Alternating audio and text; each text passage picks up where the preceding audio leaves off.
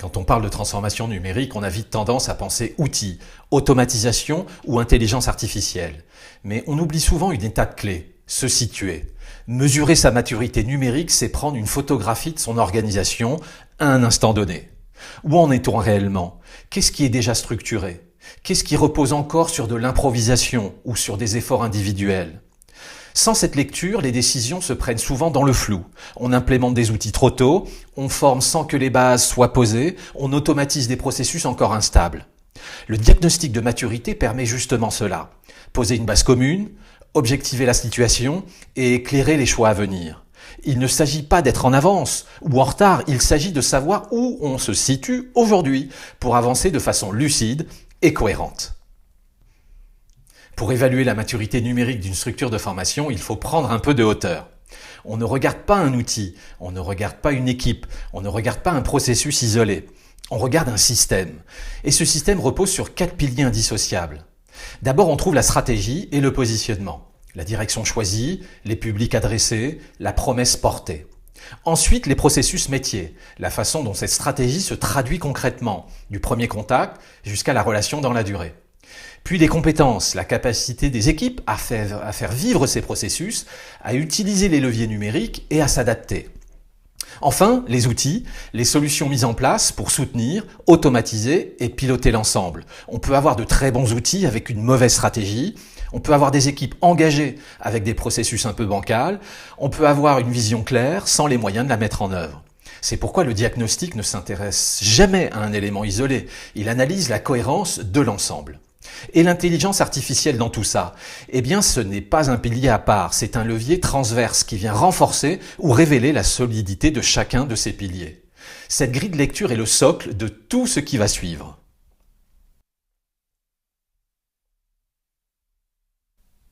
Avant même de parler de processus, de compétences ou d'outils, il y a une question fondamentale. La stratégie. La stratégie, ce n'est pas un document institutionnel. Ce n'est pas un discours de façade, ce n'est pas non plus une vision abstraite. C'est la capacité d'une structure de formation à répondre clairement à quelques questions simples mais décisives. Pourquoi existe votre structure aujourd'hui? Quelle est la promesse faite aux apprenants, aux entreprises, aux partenaires, aux financeurs? À qui s'adresse prioritairement votre offre? Quel public? Quel besoin? Quel parcours? En quoi votre proposition est-elle réellement différenciante, singulière? Pourquoi vous choisir vous plutôt qu'un autre acteur? Et surtout, ces choix sont-ils clairs, partagés et cohérents avec vos pratiques pédagogiques, commerciales et organisationnelles? Sans stratégie claire, une structure peut s'améliorer, mais dans la mauvaise direction. On peut digitaliser des parcours peu lisibles, on peut automatiser des processus mal orientés, on peut former des équipes sur des priorités secondaires. La stratégie ne remplace pas les processus, les compétences ou les outils. Elle leur donne une direction. C'est pourquoi le diagnostic ne mesure pas seulement comment fonctionne votre structure, mais aussi pourquoi elle fonctionne ainsi. Parce qu'optimiser l'existant n'a de sens que si l'existant est aligné avec la mission éducative que vous portez. Une fois la stratégie clarifiée, encore faut-il regarder comment elle se traduit concrètement. Pour cela, le diagnostic s'appuie sur un référentiel simple, structuré autour du parcours complet, avec un cœur central, le CRM. C'est le CRM qui centralise l'information, qui relie les équipes et permet de piloter l'activité dans la durée. Autour de ce cœur, nous observons plusieurs dimensions clés qui correspondent aux grandes étapes du parcours. D'abord, la visibilité et la prospection. Comment la structure attire l'attention et capte des contacts qualifiés. Puis la qualification et la gestion des leads.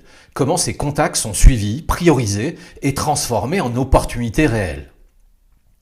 Viennent ensuite la vente et le e-commerce, la capacité à faciliter la décision, que ce soit en ligne ou via un cycle commercial plus classique. L'onboarding et le service après-vente permettent d'observer comment les apprenants ou les clients sont accompagnés après l'inscription dans une logique de qualité et de continuité. La fidélisation et l'amplification montrent comment la satisfaction peut devenir récurrence et comment les clients deviennent des ambassadeurs. Nous analysons aussi la collaboration et la gestion de projet, la façon dont les équipes travaillent ensemble, partagent l'information et font le lien entre les enjeux commerciaux et pédagogiques. La cybersécurité et la conformité font partie intégrante du diagnostic pour sécuriser les données, respecter les obligations légales et préserver la confiance. Enfin, la gestion administrative et le reporting permettent d'évaluer la capacité à fiabiliser l'activité. Ce référentiel ne cherche pas la perfection, il cherche la cohérence. C'est l'articulation de ces dimensions autour du cœur du CRM qui permet d'évaluer la maturité réelle d'une structure de formation. Le premier pilier analysé concerne les processus métiers, autrement dit la façon dont la stratégie se traduit concrètement au quotidien. Comment un prospect découvre l'offre? Comment il entre en relation avec la structure? Comment il est accompagné jusqu'à l'inscription? Et comment la relation se poursuit après la formation? Les processus métiers, ce sont les enchaînements.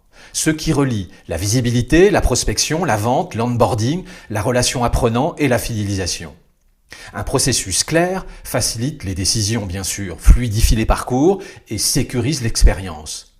À l'inverse, des processus implicites, fragmentés ou dépendants des individus créent des frictions, des pertes d'informations et une charge inutile pour les équipes. Le diagnostic ne cherche pas à imposer un modèle, il vise à comprendre si les processus existants sont clairs, partagés, cohérents avec la stratégie et adaptés aux usages actuels. Parmi les 3 grands piliers du diagnostic, les processus métiers occupent une place centrale. Ils représentent le plus grand nombre de critères analysés, environ 40. Pourquoi ? Eh bien parce que ce sont les processus qui traduisent concrètement la stratégie. Ce sont eux qui structurent les parcours, organisent les interactions et conditionnent la fluidité du travail quotidien. Le diagnostic n'entre pas dans le détail opérationnel. Il ne cherche pas à décrire chaque action, chaque outil ou chaque méthode. Il observe simplement si les grands enchaînements existent, s'ils sont clairs et s'ils sont cohérents entre eux. Ce sont ces enchaînements qui permettent ou non d'installer une performance durable sans dépendre en permanence des efforts individuels. C'est pourquoi ce pilier structure fortement le scoring. Il conditionne l'efficacité des compétences et la pertinence des outils.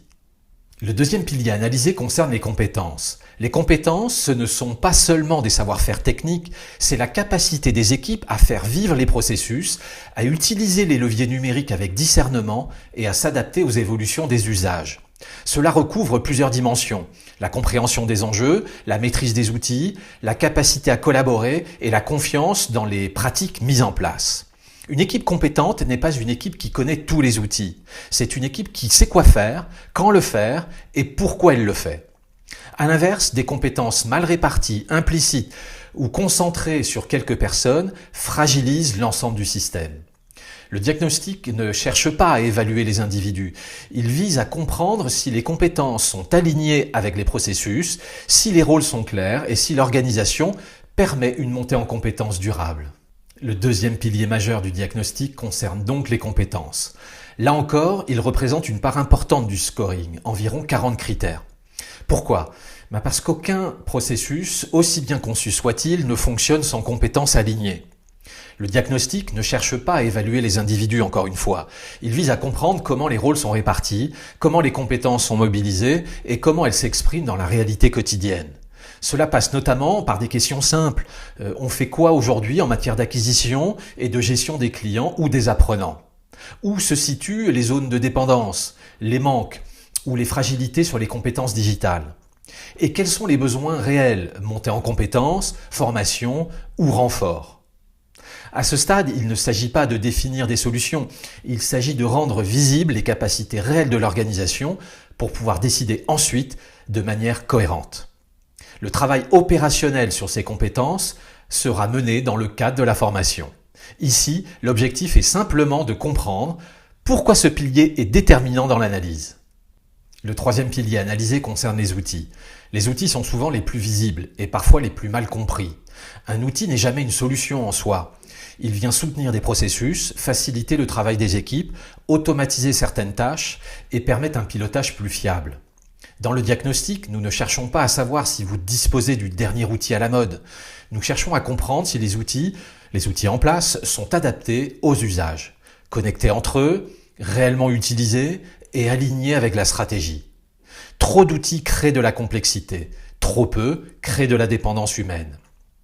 L'enjeu n'est pas la quantité, mais donc la cohérence. Des outils bien choisis, bien intégrés, et bien maîtrisés permettent de gagner en efficacité sans dénaturer la relation humaine. Le pilier des outils représente un volume plus restreint de critères, environ 20. Cela ne signifie pas qu'il est moins important, cela signifie simplement que les outils ne font pas la stratégie. Ils ne remplacent ni les processus, ni les compétences. En revanche, ils conditionnent fortement la capacité à exécuter, à automatiser et à piloter dans la durée.